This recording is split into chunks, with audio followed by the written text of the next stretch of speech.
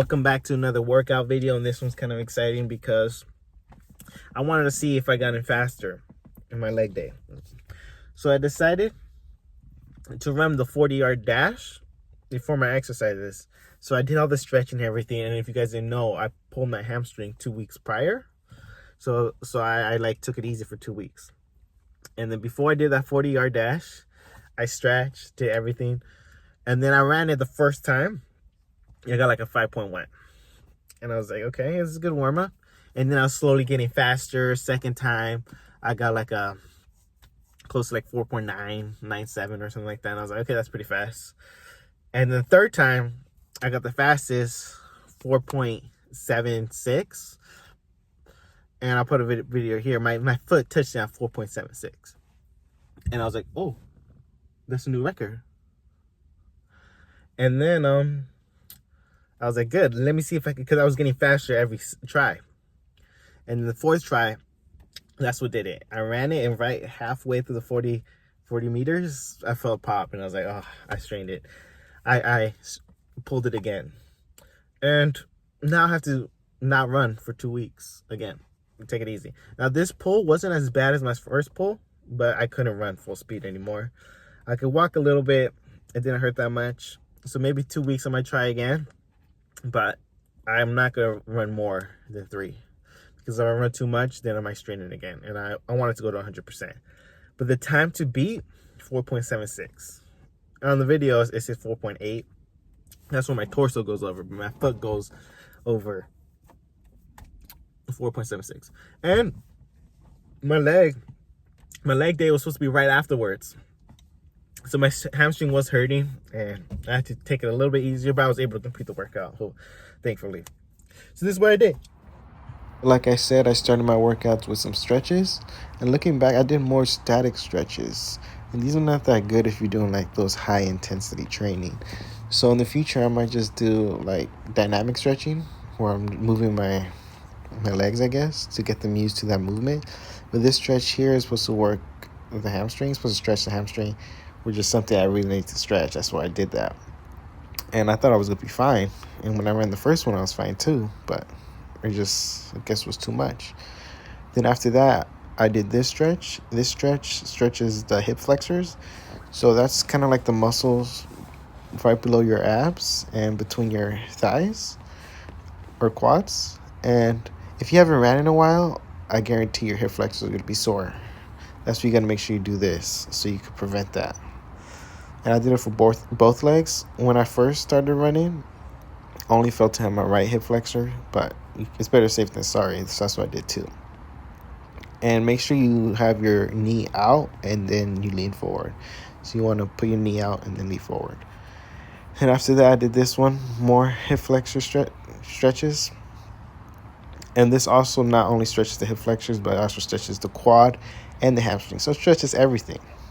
And you just reach for as far as you can and make sure to do this both sides. Now, I didn't put a time limit. I just did it long enough so I could get a stretch. And once I did the right foot, you want to like lean back too. And this one works the quads. Like I'm feeling this on my left quad a lot. But then when I switch this one, I'm focusing on my right quad now. And I'm basically doing the same thing. You know, you guys just touch. Try to put your head as down as possible. And by touching your toes, you stretch the quads out. And then in the end, you want to lean back too. And by leaning back, you stretch the quad. And it might hurt. Just go as far down as you can. But very good stretch. And after that, another hip flexor stretch. I think these are called butterflies. And just try to put your knees to touch the ground as close as possible. Like many people can't do it that low, but just do the best you can. And then just to finish it off, I just like to see if I could touch my toes. And believe it or not that many people could touch their toes. And I'm even struggling too. But you just touch your toes, you show your flexibility, and should be fine. So that was my stretch routine. And then after that, I'm just going to go straight into the sprints.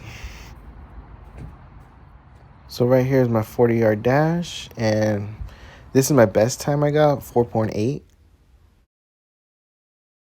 Now in the next attempt, I went, and then right here is when I tore it, and I couldn't run after that.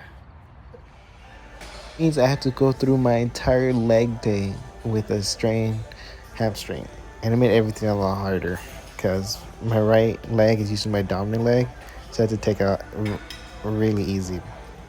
And it was the attempt right after my third attempt that I strained it, so I did 2 attempts before that.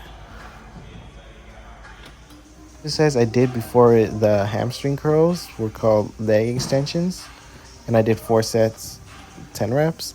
Now these hamstring curls directly work the hamstring, so this one's particularly harder to do with my strained hamstring. That's why you can see me like straining it a lot on my face because this kind of hurt. But I was able to lift the weight, but I was focusing a lot on my left hamstring, which is kind of silver lining because now I could fix any muscle imbalances I had with my left leg. Because my left leg is considerably weaker than my right one. And that's probably why I keep straining my right one. It's working too hard. So after I did 10 reps, 4 sets of the hamstring curls, I moved on to the leg raises. And all throughout that workout, I felt like an old man because I was limping most of the time. But thankfully, the calf raises don't affect the hamstring that much. So I was able to do 4 sets, 10 reps, this exercise, and I could feel it on this one for sure.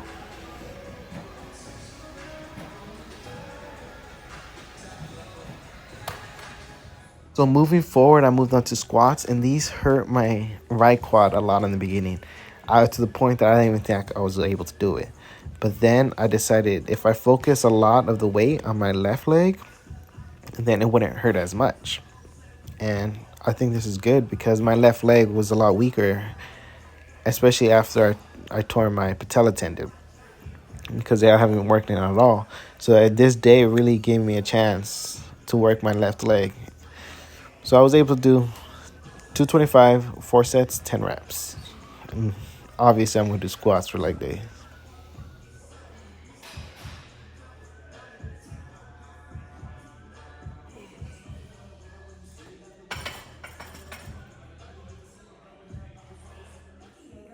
And for my last exercise, I did the leg press. Now, I had to take this easy because my right hamstring was strained in the beginning of my leg day because of those sprints.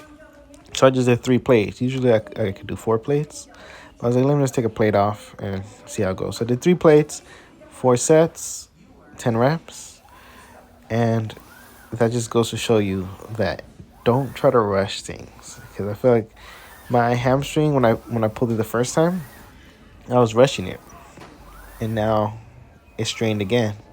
So instead of taking 2 weeks to recover, I'm going to take 3 weeks of not sprinting, and this is the last week. So next week I can start running. Probably won't do sprints, but I do light jogs, and then the week after that, I'll do full sprints. Yeah, that was my video. So see you in the next one.